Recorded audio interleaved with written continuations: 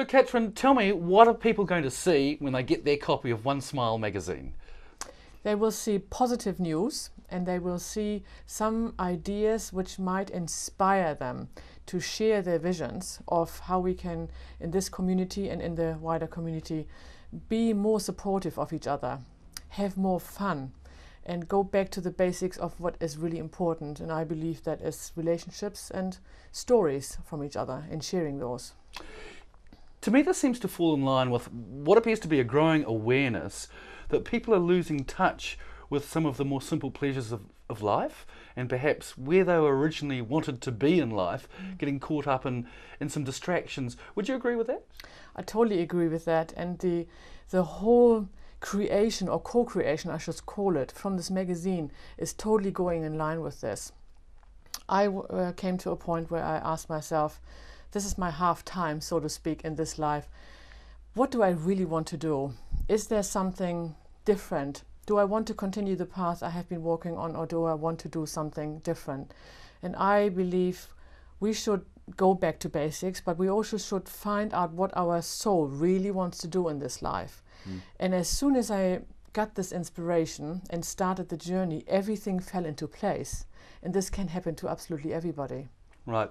So it's almost as if you've got a tailwind. When you hit the right purpose in life, Yeah. you get some assistance from all around the place. You definitely do, and I'm still on cloud 7, and I'm really amazed how this journey is unfolding for me. But I have learned to trust in the process. I'm not trying this time to do anything with the old ways, how I used to do business or create something. And I believe more and more people are becoming aware that there is more to this world than just what we can see. And once we tap into that, whether you call it energy or purpose or whatever you want to call it, you start to experience life in a different way. And this is what I'm hoping to share with the reader, and hope that we have a lot of interaction, so we can get more people on this path, because it's so much fun. You know, one of the things I guess that I've become aware of over the years as we get older and hopefully wiser, is that the day-to-day experience of someone's life really comes down to how you feel day to day. So many times we seem to be aiming at a goal that might involve money, career, but it's not delivering us a satisfactory feeling from day to day. How do we get so distracted? I believe the ego plays quite a big part in that. And with the ego, I also mean circumstances or belief systems. We are all brought up in certain belief systems.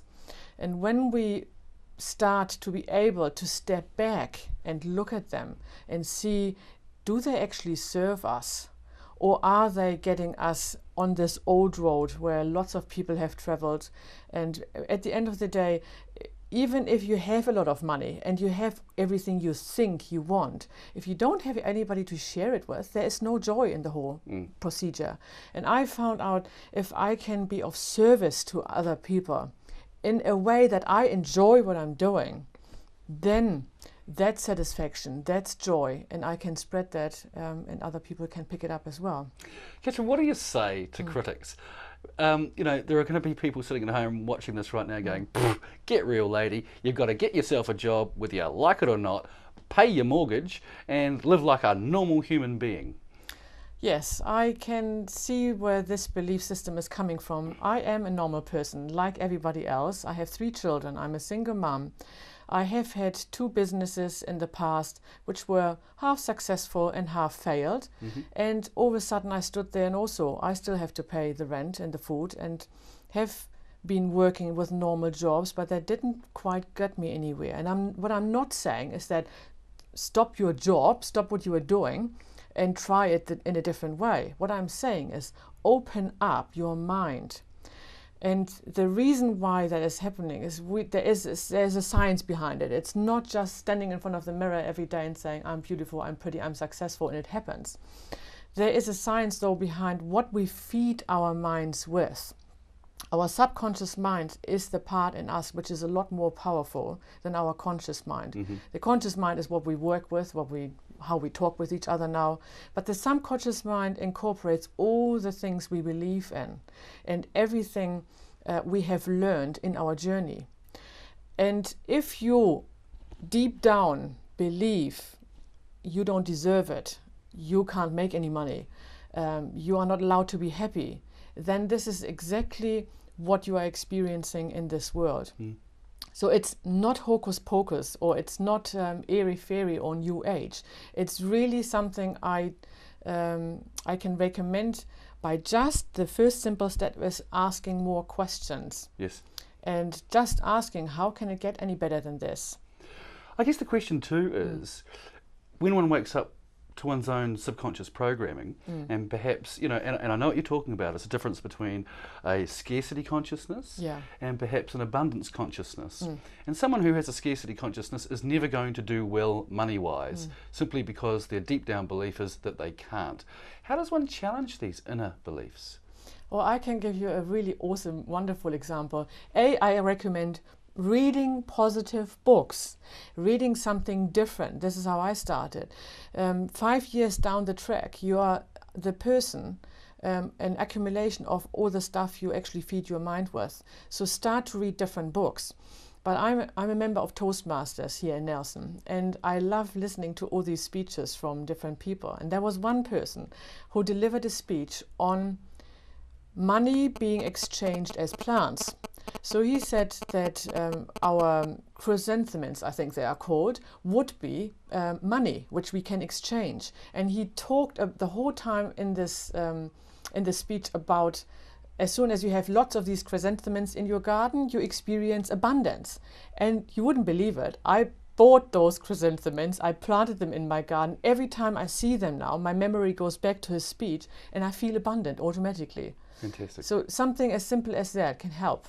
So it's a great exercise. It's wonderful and easy. One Smile magazine. I want to say congratulations on getting this thing up and running, and I really am looking forward to reading it. There's going to be a website as well, Catrin? Yes, the website is called onesmile.co, and I would like to say too, this is not just my magazine, this is not about me. This has come to life by a whole collaboration of generous, lovely, intelligent people who all would like to see more positive news in this world. So it's just definitely not about me. I had the vision, but it's about all of us, and the journey should continue, including the reader. Fantastic. Congratulations on getting up and running with One Smile, and we look forward to reading it and talking to you again in the future. Thank you very much for your time.